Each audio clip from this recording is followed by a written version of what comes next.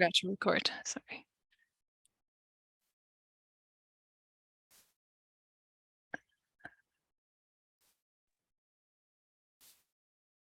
Looks like my sharing is disabled. Yeah. Okay, you're the host now. Sorry.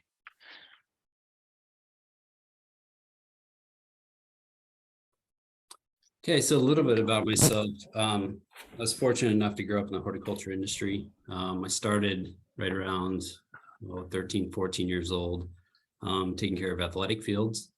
I did that for a number of years, probably, I don't know, 6 or 7 years before I went back to college, or went to college for the first time, and I got a horticulture degree in turf grass management. I was ultimately hired by that same college to implement a new greenhouse and grounds for their horticulture building. And then from there, I worked for about 5 years as a manager, managing the grounds and the horticulture building, and as well as adjunct teaching. And then I was hired on for Iowa City Community School District in 2013. Up to that date, all the positions I'd had were new operations, including the greenhouse and athletic fields. In my original job, athletic fields as well. And so I was hired into the school district because I was used to new operations. The school district had contracted out grounds for about 26 years, and they needed to start up a new department to manage grounds with all the equipment, procedures, and manpower and everything of that nature. And so that's actually how I ended up in this position. And a lot of the presentation I'm about ready to give, it is a new presentation for me. I usually give it at kind of the granular level, the technician level, talking about the various practices of taking care of plants and turf grass and all that. And in this presentation, I wanted to try to get it as more of a management level and talking about how I view grounds as a manager and how that interrelates with integrated pest management. So a lot of information, a lot of the pictures I'll show you actually come from grounds within the Iowa City School District at the time that I took over the grounds and really started rolling out this new program. So a little bit about Iowa City Schools. We have in excess of 14,000 students, and it's spread out between 5 different cities. It is one of the larger school districts in Iowa. We have 21 elementary schools, 4 high schools, 3 junior highs, and we're expanding every year. So in the time that I've been here in the last 10 years, we've added 3 elementary schools, 1 full-size high school, another admin building, and we got 2 or 3 more elementary schools slotted for the next 3 years. So that breaks down to somewhere over 511 acres. It kind of changes every year because we're still buying property in that. So when I came to the school district, and even now when we get new properties, I have kind of a formula to how I really kind of implement the grounds and get it up and rolling and integrate pest management into it. So I start off by mapping, then I assign maintenance levels. I increase maintenance efficiency at those sites, select the right vegetation, assign the maintenance programs, and then record keeping. And so that's how I actually broke down this PowerPoint. So I'm going to kind of walk through that whole process. I have a lot of pictures. I have a number of slides where I won't get into detail, but I'll have some general information if people want a little bit more information. So data collection, move my image out of the way here. Data collection, what we do is we do a little bit of on-site measurements, but with us being spread out between 5 different locations, we use a lot of aerial images to record lengths of sidewalk, and measure square footage of different grass spaces and different things of that nature. We do use iTree software to kind of monitor our canopy, and we actually monitor like our prairie growth and how much green space there is, how much shade space there is, how much hard surface, and we use those random points to kind of generate a bunch of information. So the district kind of breaks down. This is a couple years old. We're working on updating it, but about 62% of it's turf. We do separate the prairie from other conservation areas because we are trying to monitor that growth separately. And then we also separate out the athletic component of that from the rest of it, because it really kind of tells a lot of information to the public when it comes to pesticide usage. And I'll get into it in a little bit, but generally speaking, when we do prairie establishment, we use little to no pesticide at all. And that's per the district policy. And then all the general turf you see in there is pretty much all pesticide free, with the exception of maybe some obstacles, or if we got to treat along foundations or things of that nature. And then conservation areas, we do treat, some weeds that pop up like poison ivy or wild parsnip, or, invasive trees or different things like that, but it's never like a broadcast treatment. So really, when you're talking about a broadcast treatment of pesticide within the school district, you're talking about somewhere around 7% to 8% of our property is primarily those high-end competition fields. And I'll kind of get into that a little bit later. So once we have everything mapped out, we really kind of look at grounds shrink my window again, a couple of different main categories. The ground softscape areas, we actually have 4 different maintenance levels within our grounds softscape. So that would be ornamental beds.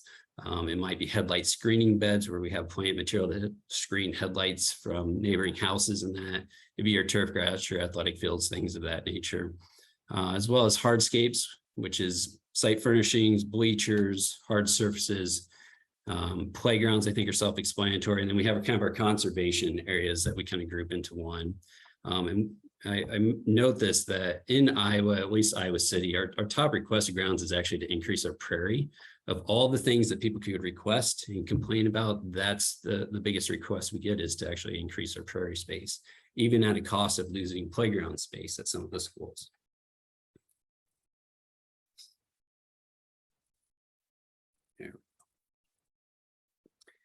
So mapping and prioritizing maintenance.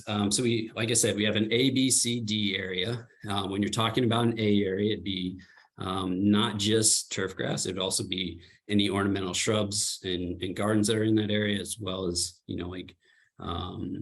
maintaining like bleachers and having them be clean and everything of that nature. It's a way for us to communicate information to not only my employees, but as well as our administrators, our board of directors, and as well as the public. And it's just a way for people to digest that. So our A areas are really our high profile areas. That would be our competition athletic fields. And when you're talking about within our district, that's, if we use pesticides, that's where the majority of it actually gets used. We do have B areas, which are also high visibility areas, typically in fronts of high schools, particularly some in the front of junior highs, and then our admin building. The difference between A and B areas is really whether or not the area is actually irrigated. So A areas are actually irrigated, B areas are not irrigated. And they also have 2 different actual action thresholds for when we would actually use pesticide, or when we take any sort of curative action and everything. So the rest of our space, common grounds, we do have playgrounds kind of separated out, as well as like elementary playgrounds, which we call informal athletic fields, because they do have a higher level of maintenance needs than, say, your general turf area that's out and about. So around playgrounds, you really need to be seeding heavy. And so we have a category of its own, but we want to be able to illustrate the fact that we do not use pesticides in that area. So we have it categorized strictly as C.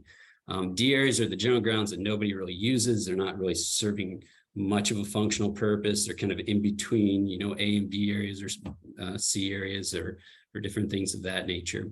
So another way to relate back to the pesticide usage within the district. A areas, we have a certain amount of action thresholds. We can use those because we can actually lock those down. They're irrigated and they're high profile, high use. There's the risk of injury for the athletes. B areas, we can use pesticides. We typically won't. So I've been here for 10 years, and in the fronts of our high schools and junior highs, we've actually done 1 application of pesticide to eliminate weeds. Otherwise, we just do cultural practices and mechanical removal for those areas, but they do have action thresholds. C and D areas, we just don't use pesticides unless it's dealing with like an obstacle or a poisonous plant or wasps or something of that nature. So this is generally how this breaks down. I'm actually in the process of updating this. So these numbers won't match up exactly right, but we know that somewhere around 70 to 80% of our grounds are actually considered pesticide free for general broadcast across the lawns and that. And again, you can see those areas singled out in there. So this is all data that we collect using those aerial images or the random data points on iTree. So a little bit of visual of how this actually breaks down. So on the left is a private school in Iowa City. It's not actually one of our schools, but you can see the athletic fields are all highlighted red. So those would be classified as an A area. On the picture on the right, we'll see this at least one other time in the slides, is a picture of an A area in the soccer field, but there's also other maintenance levels in there, including prairie, B area, C area, and D area. So you can actually see all those varieties all in a very relatively small microclimate of an area of a soccer field. So B areas, I don't have a picture of front of one of our high schools, unfortunately. But again, those would be either in front of the school, they might be directly around athletic field. It might be a secondary athletic field. It'd be possible to use pesticide, but not necessarily routinely. So this is a C area. This is right around the playground at one of our elementary schools. It's actually maintained pesticide free. The picture is slightly deceiving because there are weeds in there, but the majority of it is grass. And we just do heavy seeding rates and aerification. We'll do some watering sometimes to maintain those areas, but you can have a pretty successful result in Iowa anyways, without using pesticides. So this is the D area. This would be that other random place where you might have, events like once a year or something of that nature. So in this case, these individuals are actually my family members. They're in a park system area as an example. So eliminating obstacles. One of the biggest things that I run into when advising other grounds managers is I don't have the resources for X, Y, Z. And what I found is a lot of facilities either were not built with efficiency of maintenance in mind, or over time have become less efficient to maintain. So we have some rules of thumb that we try to keep in place to actually decrease maintenance, so that way we can allocate our resources into either improving efficiency or beautification or anything of that nature. So we do try to get signs placed on fences and walls as opposed to having signposts out in the middle of the grass. We position obstacles to match mowing widths. And what I mean by that is I have mowers that are either 6 foot wide or 12 foot wide. I have one 14-foot wide mower. And so when we go to place trees next to, whether it's a building or whether it's next to a fence line, we actually space it out by 12 feet. We add a 3-foot tree ring on there. And so then we're spaced out by 15 feet. So we know that we can run a mower in between there. So we're not having to take a 6-foot deck in an area 2.5 times or something of that nature. For mowers, we advise our mowers to use 3/4 of their mowing deck for efficiency. And we have a 2/3 of the deck rule. So basically, if it's an area that's you're not using, or you're only using 2 of the 3 decks on a batwing style mower, you're fine. If you get down to 1 deck, then it's a waste of time. And it's just a way to guide our temporary seasonal employees of what mower should be mowing in what area to get the most amount of efficiency out of mowing. So we do try to move all of our amenities onto hard surfaces, and that's a slow process, but we are working through that. And then we try to butt obstacles together. So we're not mowing around 3 different signs. Maybe we're mowing around 2 different signs in the same garden.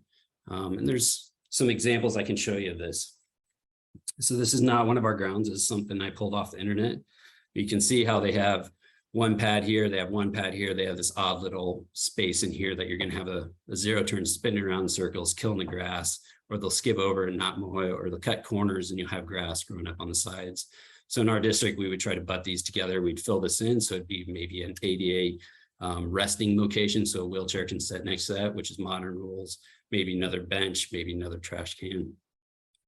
Another thing that's kind of hard to see is this playground has edging around it. We do try to eliminate edging around things. So we try to transition straight from garden straight to grass, or straight from playground straight to grass, because with having that barrier in there, it's a maintenance item, but then also you're trying to maintain an edge along the outside of that barrier. You're trying to maintain an edge along the inside of the barrier. And what will happen is grass will go underneath that barrier. And then all of a sudden you got 2 different sets of edges in grass that you're having to try to pull out or eliminate. So it's easier to maintain one edge where you can go through there with a sod cutter and cut that edge out and renew that edge relatively quickly and scoop it out with the bobcat. So this is a really old garden space. When I first got hired on, it's a perfect example of where they had a garden space that really was not to size. So we had vegetation holding over with weeds growing up underneath that vegetation. Obviously, this is too narrow for a 6-foot deck to get in there. In this situation, we ended up taking out this bed because it was a bed in the middle of nowhere, but you could consider putting a mulching all the way around that, so you have one obstacle to mow around.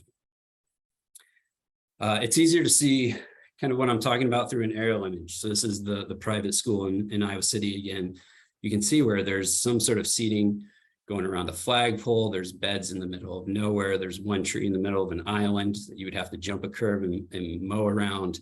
There's some weird mowing angles within here. The district, what we try to do is take this whole garden space and maybe put it up against this edge so that there's one mow path around that. We'd put some sort of concrete underneath these benches. We'd eliminate this obsolete garden that really doesn't function. So we're really trying to get the most amount of efficiency out of all those things. And each time we do that, we decrease how much time we're mowing, and it does speed the crew up. This one cracks me up, especially for it being in Iowa City. So this is the University of Iowa. Obviously, the pesticide was not used properly. But what I find amazing is they put up this railing to keep the kids off the grass, so they didn't kill the grass, and then they killed the grass so they didn't have to mow it. And all they really had to do is put either expand their foot of concrete in there and put that railing in there, or not put the railing in there at all and just maintain it properly with seeding and cultural practices. But you can see where that leached down into the soil and killed additional grass. They have this beautiful lawn, chemical burn and damage all along there. Another quick example, conifer, got to mow around. You got to mow around the bird bath planter, as well as 2 different signs. Just another perfect example. This is one Iowa City was guilty of. So imagine your mowers coming in and all of a sudden they can't mow that area because they have bikes on it. And then they have to come out and they got to weed eat underneath this whole thing because they can't get the mower underneath there. So this is a real application of where we took kind of these principles and put them to use. This is a construction photo. So you'll see the old playground that was actually demoed. This is one of the playgrounds that I actually helped design and is in Iowa City. So we set it up so that the picnic tables are on concrete. We took those stones, which are actually symbolic of there was a mass suicide, murder-suicide in Iowa City. So these represent those family members who lost their lives. So they're very important to the school. And we incorporated that into a garden with mulching all the way around that and a path to walk around there. I think originally they're going to put the flagpole here, but then decided not to keep it as a more personal level. So, you know, in that one project, all these picnic tables went on to hard surface. This bench went on hard surface. This rock went onto hard surface. And now this is accessible by all the students in different weather conditions. It meets ADA compliance and all those kind of things. So these are real data numbers. I stopped tracking it in 2018 just because we kind of hit our benchmarks. But in 2013, when I started, we went out and counted how many obstacles were actually out there at every single site, both vegetative and non-vegetative. And you could see how we slowly started dwindling those down. And so when I was hired, I was given a budget and told, we're going to open up this high school and these additional schools. You're not going to get any more budget, so you need to develop efficiency to be able to maintain these schools without any new resources. So this is one of the ways that we actually did that, is we reduced those obstacles in preparation for the high school to open up in that 2017 window, as well as those other elementary schools. So those are, it does matter. So why are obstacles so important? A lot of it has to do with resources, and this is meant to be a little bit comical, but if I had 5,000 resources, calculate at 5 seconds to go around that obstacle, it's 150 man hours of driving in circles per year. But what's more important is that 150 man hours could have gone towards more efficiency within the operation, decreasing obstacles, which ultimately decreases pesticides, it decreases greenhouse gases from running mowers and different things of that nature. But imagine if a company or a school district was using pesticide for chemical trimming around all those different obstacles. And so not only does it increase your resources that you can apply to other things, other efficiencies and projects, but it also decreases the pesticide you're actually using. So when it comes to selecting vegetation, we are pretty selective about vegetation. So we do diversify. We do use NTAP for our turf grass. So we're looking at high drought. We're looking at aggressive growing grasses, aggressive growing laterally, not horizontally. And we kind of fertilize to that. So we don't want a bunch of excessive upward growth. We do try to do as many native plantings as possible. In Iowa, we're fortunate. We have some of the best soil in the world, so we can grow about anything with relative ease. Everything kind of grows like a weed. But we are very selective in that we want stuff that has low seed count. So we don't want seeds blowing all over the place and blowing into the gardens and starting more weeds that are in there. We do want drought resistance. It is a school district. It is very low maintenance. So it's very rare that we can get out and water plants. Typically that's for establishment reasons only. And if we have something that's in severe decline, we actually will typically replace it versus try to pamper it. And that's just a human resource issue. We just don't have a ton of people to do that or to take care of those things. So with our ornamental grasses, we do target clump type growth versus stuff that reseeds. So that way we can divide that. We actually take our islands at one of our elementary schools when we started this whole thing in 2013. And I converted it over to essentially a nursery where we grow grasses in there. Our team can go in and they can divide grasses out of that parking lot island and go plant them elsewhere in the district. And it basically rejuvenates itself over time in that. And so everybody knows what that island's for, that everybody knows that it's not always the most pristine island, but it does still look fairly beautiful with all the plants growing in there. But we do want rejuvenation pruning. So with all the construction within the school district, we want to be able to go into any one of our ornamental beds and cut those all the way down to the ground, bury them in mulch for the construction period, unbury them, and then have them grow back, or be able to dig those out and move those. So we want very versatile plants that are in there. We do have a relatively small selection of maybe 20 or 30 plants that we use across the district. And that's important for seasonal employees as they go from site to site to site. They can actually recognize the plants since the same plants they're using over and over again. Very important for us with us being spread out with 30 some sites. So that's the reason why you want the low seed count, right? So this is weeds. Well, that's weeds that blown in is from vegetation that grows on the ground, but then it's also seeds coming from trees and whatnot. And so I've seen applications out there where people will go in and they'll spray those weeds because they're green, but they don't clean up the seeds that are piled up there. So you just get more weeds that start growing in there. So this is a photo down in Mexico. It's a higher end garden to maintain, obviously, with all the pruning and whatnot, but you notice that there's nothing in there that's reseeding. So it's kind of a perfect example of something that's not really going to spread beyond, what the rhizomes or clump growth or their stolons to get any wider. So it's a way to manage that garden with relative ease. So high maintenance versus low maintenance gardens in the district. Iowa City in particular really loves plants. So we do get a lot of requests for flowering plants to be installed in front of the buildings. So the photo on the left is one of my gardens from the college that I was in charge of. It was an ID bed, right? So it was meant for students to go out and identify those annuals that are planted in there. It's meant to be a high-end garden. It's meant to be pruned regularly and watered regularly. What we plant is to the left. A lot of ornamental grasses. We have 5 or 6 different types of ornamental grasses in there. That's a garden in Iowa that we typically don't have to water. We would go in the spring, we'd clean out the leaves out the base of the plant. We'd make sure there's no rodents growing in there. We take care of any divisions that we might need. But then Mother Nature takes care of that garden for the rest of the year. And then come fall, we can go in there with hedge trimmers, have somebody wrap their arms around the big clump of grass, somebody on the bottom, cut those, and then we lift that out and that garden's maintained just that quickly.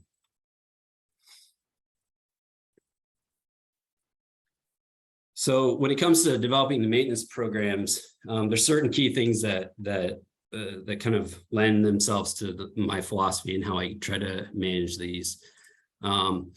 We do try to focus our resources into A and B areas. And this is kind of important from the standpoint of, in my opinion, you want your administrators and your community to see what you're capable of. And anytime you have like a showcased area that looks really, really nice, people want more of that. And people are willing to throw more money and more resources to trying to achieve that. But it's also important for when you're dealing with a low maintenance operation, so that those areas that aren't looking as desirable as maybe your A and B areas, it kind of just shifts that attention towards the areas that are really important, where you get a lot of community members and everything. We do heavy seating rates, insanely heavy seating rates. So when you're talking a playground, or general turf area, there's times we'll hit somewhere around 10 pounds of seed per 1,000 square feet. Oh, to Ryan. Yeah, so which it would be equivalent to, more than what you would do to try to establish like a brand new athletic field or brand new seeding. But again, if you're not spraying the pesticide, then Why did it send it to Ryan? Yeah, so got somebody gonna mute somebody in there, but I can't see him. So anyways, we do heavy seeding rates for establishment as well as just overseeding. We do a lot of aerification, especially around our playgrounds. So you think of athletic fields and how much care goes into athletic fields. And I joke with my athletic managers that I'm friends with that, athletic fields are easy to take care of compared to playgrounds, because what they see in a weekend is what we see in one morning of recess as far as, thousands of footprints per square foot. We do slice every few years. We've slowed back on this a little bit, but really trying to separate those juvenile plants from the mother plants just helps us to thicken up that grass and whatnot. We do low to medium nitrogen levels because we don't want a lot of excess upward growth. We also don't want that disease pressure from, high-end turf. We're really trying to maintain it as the area is green, but not necessarily, athletic field quality and stuff.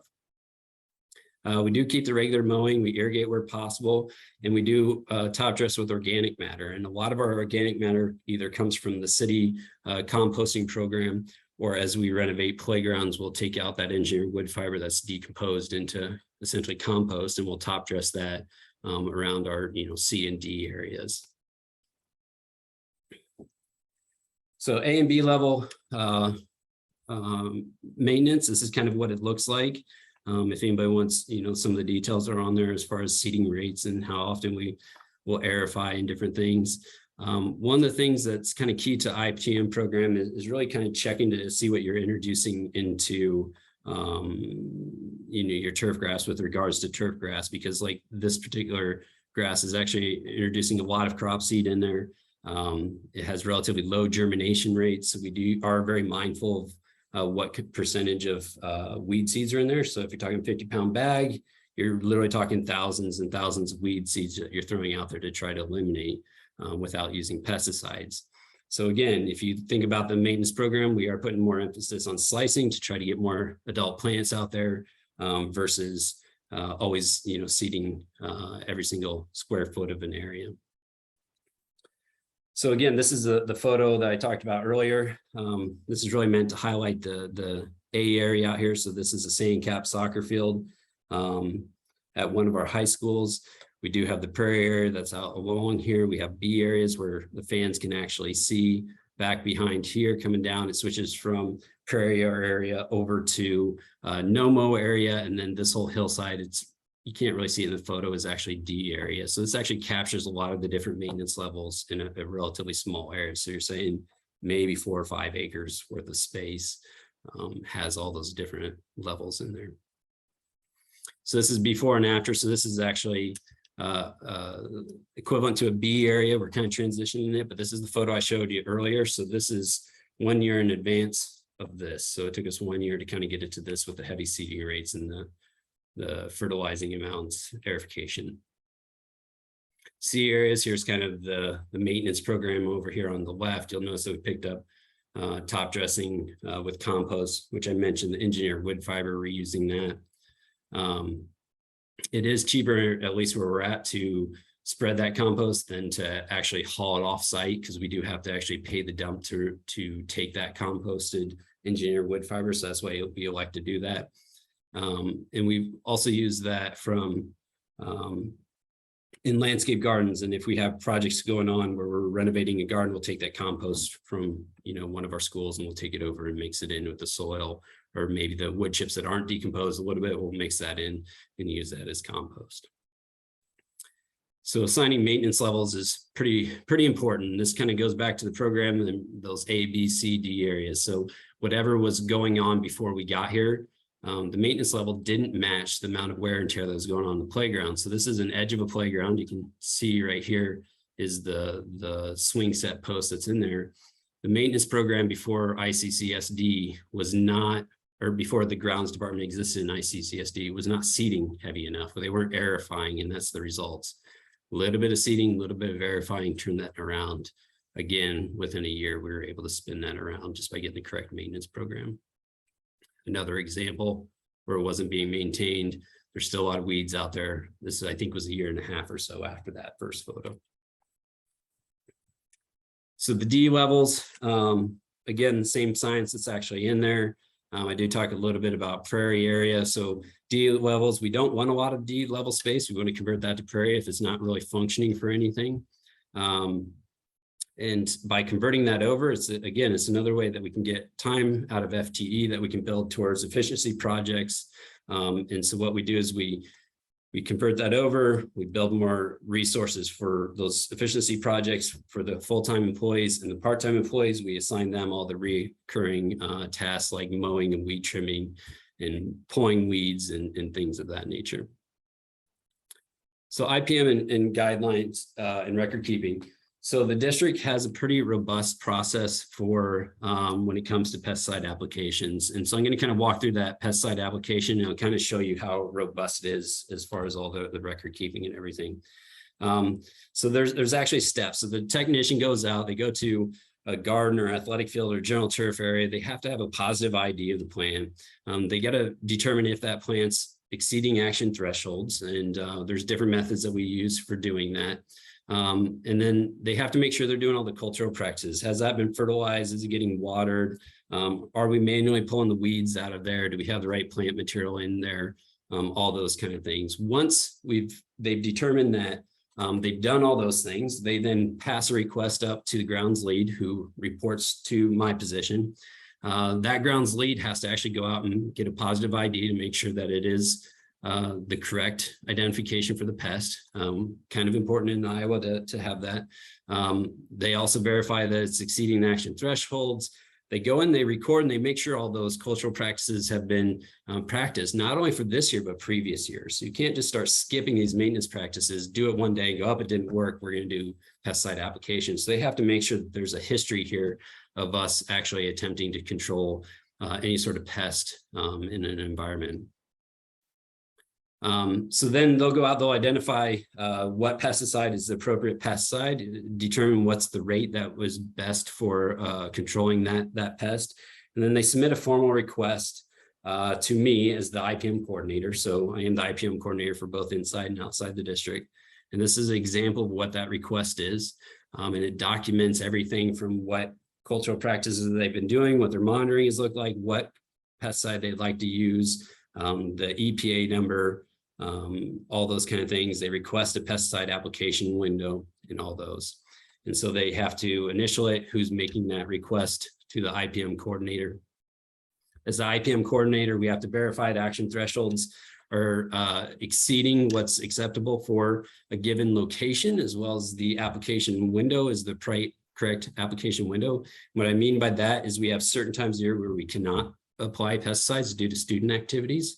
And I'll show you a slide here in a minute that kind of shows that. So then as a coordinator, I approve the pesticide, the rates, I assign the PPE that's needed, and then I have to submit a notification to the school that we're going to do this pesticide application.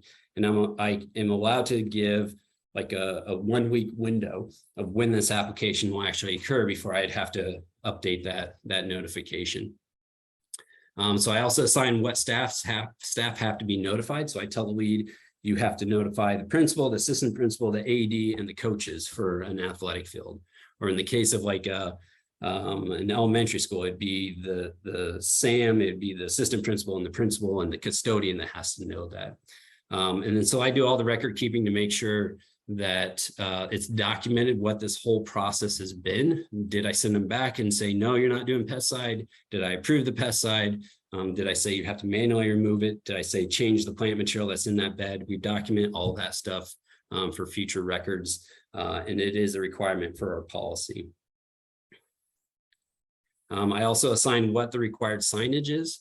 So we do have strict signage rules just as the state of Iowa, but then we take it beyond. So we say that if you're using pesticide on a site, you got to put a sign, a flag at the entrance, every entrance into the property. You have to put a flag everywhere where somebody could enter the location. So in the case of an athletic field, it'd be every single gate. And then you would actually have pesticide signs out on that actual field.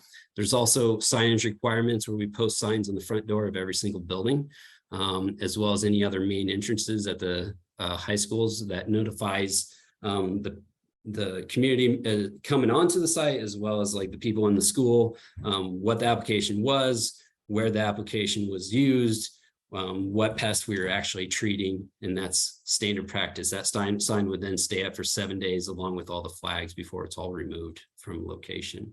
In the case of high schools, we would actually lock down the athletic field so nobody could actually enter that athletic field during the restricted entry interval. So this is one of the cheat sheets we have of what kind of pesticides can be used where. So if you look on the left, you'll see how we kind of break down the A, B, C areas, as well as synthetic field, elementary fields, and then what pesticides can actually be used. So if you look at non-athletic B areas, you cannot use any sort of fungicide, you cannot use any sort of insecticide. You can use herbicide as a targeted specific application, but you cannot do like a broad spectrum across the entire property. And so you can see the different categories and different applications, even separating out poisonous plants, how we deal with those. Construction sites have a little bit different rules. So we actually have to post signs on their job trailer. We have to notify all of their staff that we're going to use a pesticide. But because we can actually shut down a construction site, we can actually use more pesticides during the establishment. But then once establishment is open, students return, it then goes back to a general, practice of no pesticides at elementary schools. So this is again how we break it down. So on the left, you'll see where there's elementary, you'll see secondary. You'll see secondary athletics versus secondary general turf areas. You'll see our forested areas. You'll see what chemical type we are actually tracking when they can use it. So notice that we even put fertilizer in there. So the community is sensitive enough, they want us to treat fertilizers as pesticides. And so that documentation has to go out to the community members as well.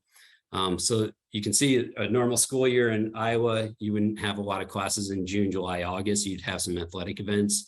So when you're talking elementary schools, outside of a crowd control fence, that's a playground. So like maybe a front entrance garden, we'd be able to do one pre-emergent application, 3-month pre-emergent application in ornamental beds that are classified, as B areas right in front of the building.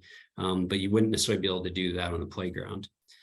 So maybe a simpler way to understand this is at our elementary schools, the general turf does not get sprayed. We can spray obstacles as long as they are 60 feet away from any playground area. Anything inside that 60 feet has to be maintained manually or culturally. We do use soap and water to knock down wasp nests and then stomp them. And it really takes something special like poison ivy or something as an emergency thing to do an application in there at our elementary schools.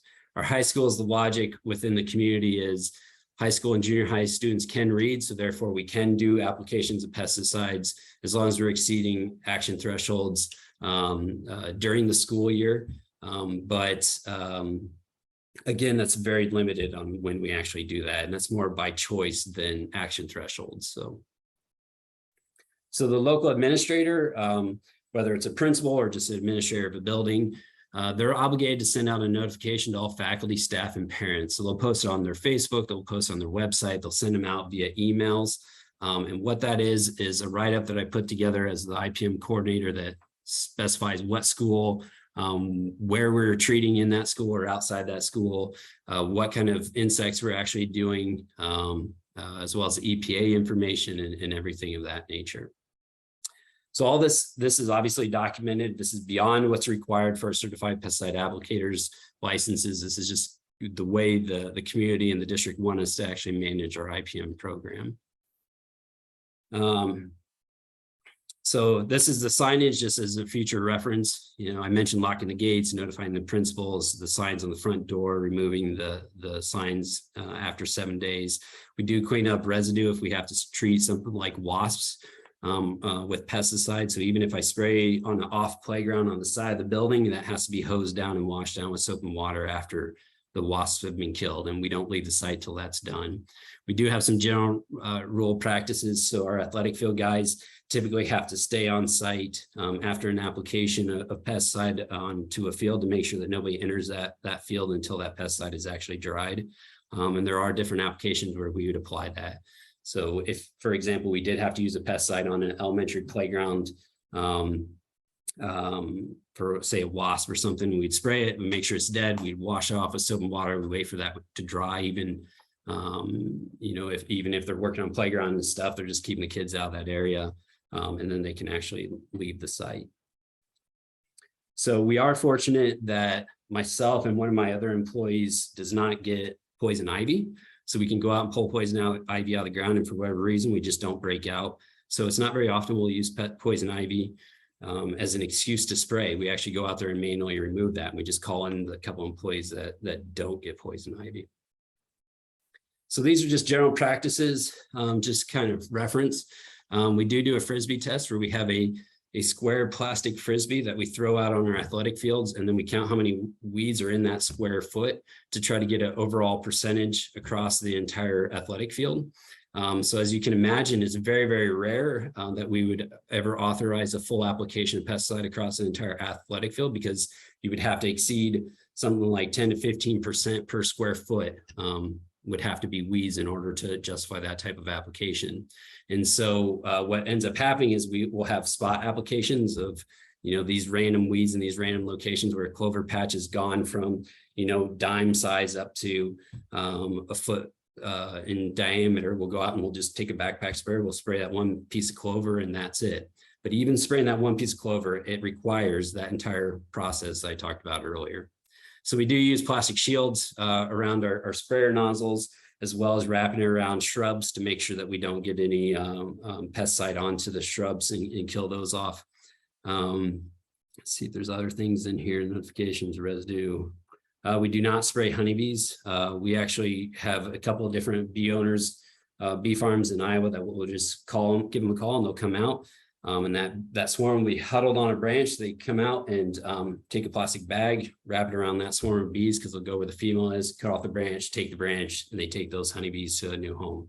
And so that works out well for us. It works out well for them, as well as the bees. We are still actively expanding prairies, and we're trying to push that as far as we can for those reasons I mentioned about earlier.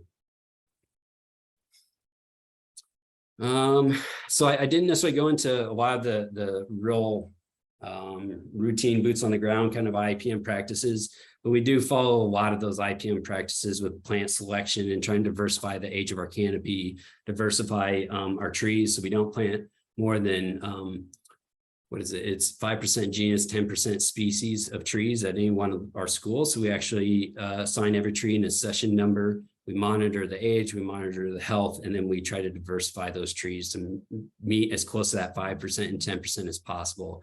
And that's off of recommendations from Iowa DNR, who we work closely with our prairies as well as our trees to kind of give us guidance on those maintenance plans. So I think that's it. So questions, if people have questions. Great. Thanks, Ben.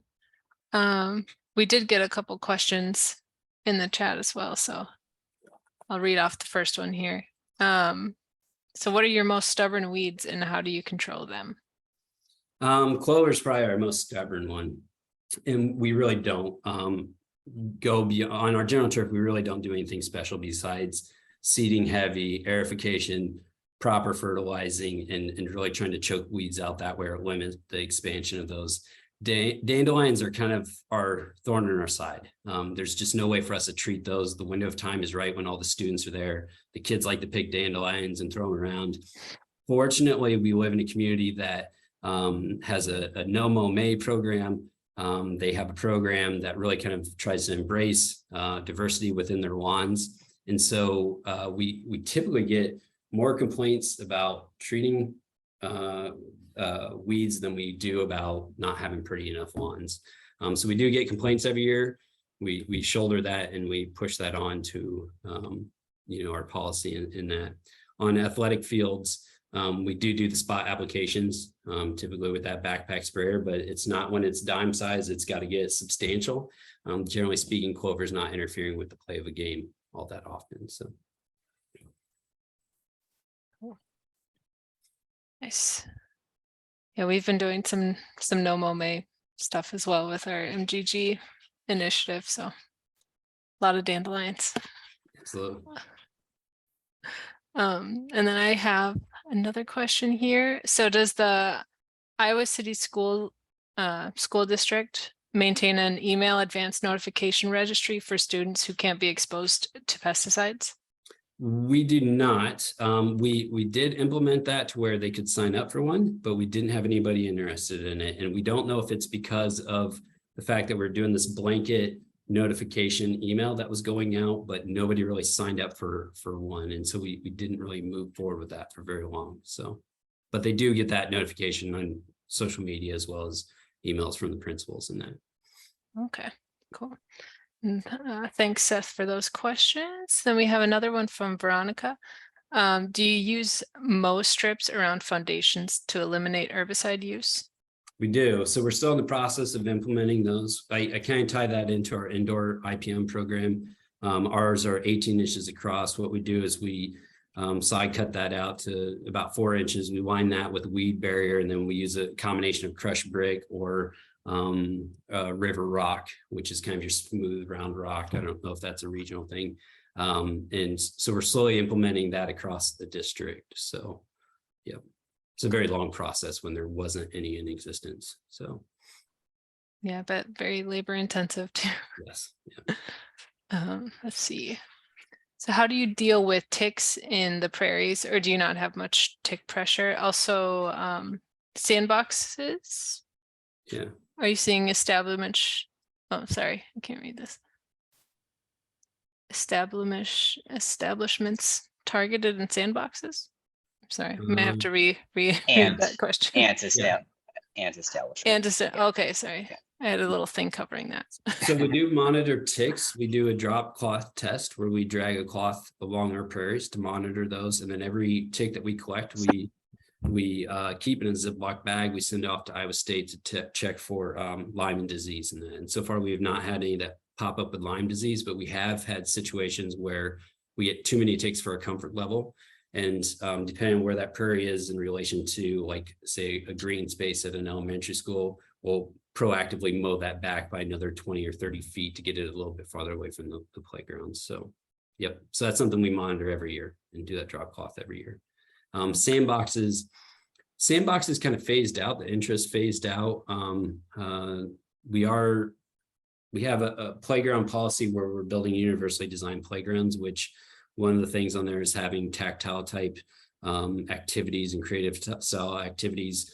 And so sandboxes are slowly coming back. And what we did is we went out and we found a design where we can actually close that sandbox up and lock that at night. And the couple schools that actually have that then can unlock that. The custodian can unlock it in the morning, allow kids to play, and then seal that back up at night. I don't know if that was the question or answer to the question. Hopefully. So Yeah, I think that works. Yes, thank you. I guess this would be more for indoor IPM, which could be an entire other presentation, but do you see any rodent problems? We do. Yeah, especially in Iowa, when they get in, they start taking the crops out of the field. We get a lot of field mice. There's, the gray mouse and there's a field mouse. Typically, the field mice, we don't see infestations. It's one or two that gets into an area. We can track them down relatively quickly. But every once in a while we'll get gray mice in there, and it's really only happened, I think, twice in the 10 years I've been here. Typically we take care of those very quickly with traps, and it would be kind of in the IPM program, but we use snap traps unless we're in the kitchen.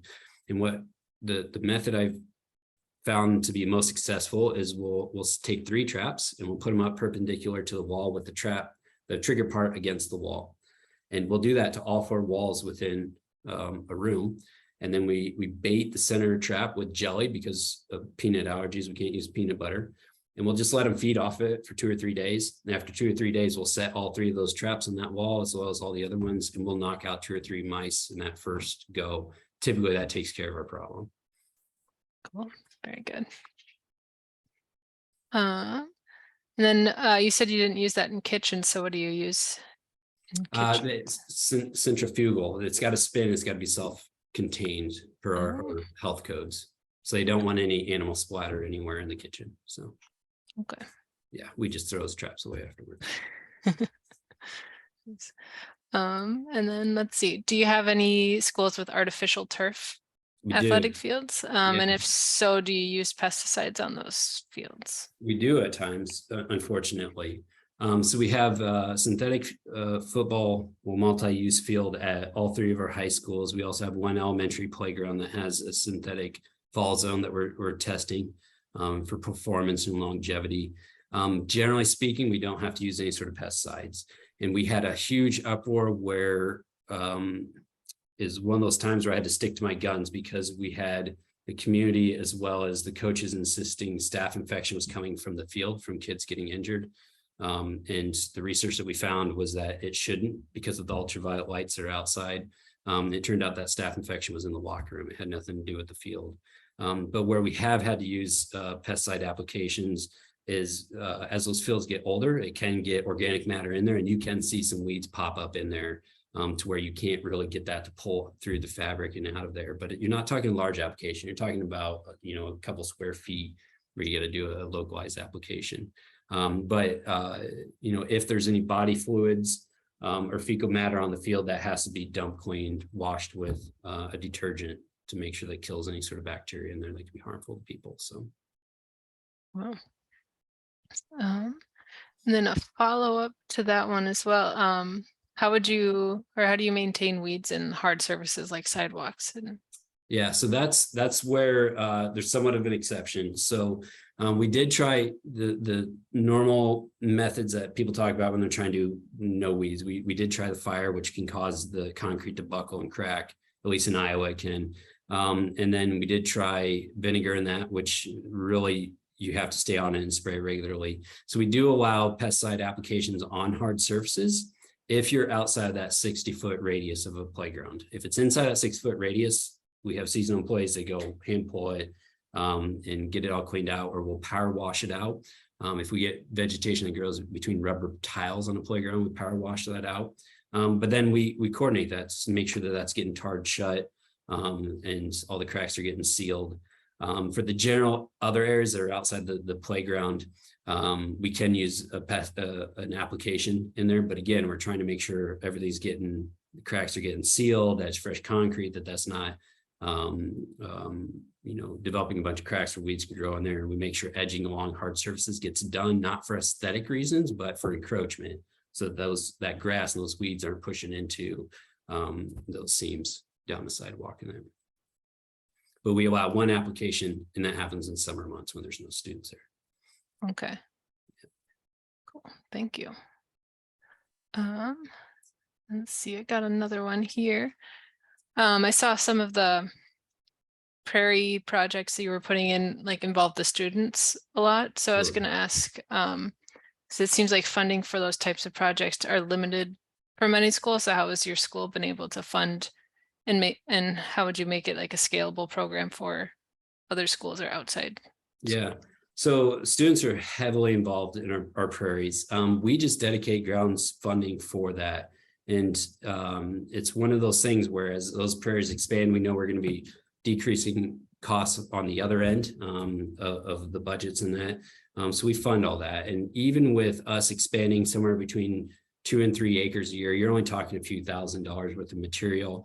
We don't really necessarily count labor towards those projects because the way we view it is you're going to pay for an employee regardless of if they're sitting on a mower or if they're sitting on a tractor tilling up or power tilling an area in preparation for putting prairies in there. So at an elementary school level, it depends on the school that you're talking about. They'll make they have a name for it and I can't think of it, but they're little seed balls where they take the seed and they pack it into mud so the kids can throw it out there. They can just go to the edge of prairie and throw it into a new prairie. They also line up and they kind of just go and everybody gets to drop some seeds along there. We actually are in the process of incorporating our prairie into what we're calling outdoor classrooms, where there may be a grove of trees that are on mowable grass, but then surrounded by prairie stuff, as well as mason bee hives out there. We have monarch way stations, all that. And then as you get older, the kids are more and more involved. So the high school, there's science classes that get involved with cutting out invasives and then flagging where they may remove like an invasive tree or a weed tree that grows up so that we can go back and treat that at a later date. They also harvest seed. They do, they evaluate those prairies as far as health of the prairie and everything of that nature. So it's kind of involved in all those different levels, and it kind of depends on what school you're actually at. But all around, you know, if I had a pot of money and I could only spend it, you know, one way, I'd spend it on the prairie, knowing that I would have more money later for turf grass to grow that other turf grass in thicker. Instead of trying to grow this beautiful grass now, I'm trying to expand that prairie, which has so many other benefits. But as that prairie expands, and I have more resources to throw at that turf grass. So Cool. And one final question here. I wanted to say congrats for receiving the Green Ribbon Schools Award. How did your work specifically aid your school in achieving this award? So, you know, to get that award, it took a lot of people making the correct decisions over a number of years. And it dates back a couple of facilities directors before the current one. My role, so technically I'm the grounds manager for the district. I also hold the title IPM coordinator, and then I'm also the sustainability representative for operations. So I actually sit on the City of Iowa City Climate Action Commission as a commissioner as well. So knowing that that's my responsibility, I really took care of developing it and was kind of the architect behind the application, writing the application to submit to the Department of Education and whatnot. So a lot of the ground stuff is my stuff, a lot of the IPM stuff in there is mine, but then a lot of the energy efficiency, say my facilities director, a lot of the STEM science stuff is coming out the education side of things. So I really just kind of pull all the pieces together and submitted that. So but there's a lot of people that were actually involved in that for a number of years in that. So Cool. Very good. Good job. thank you. All right, I think we're about to the end here. So I'd like to thank everyone for joining. Thank you for presenting. It was a great presentation. Have a good rest of your Thursday. Thank you.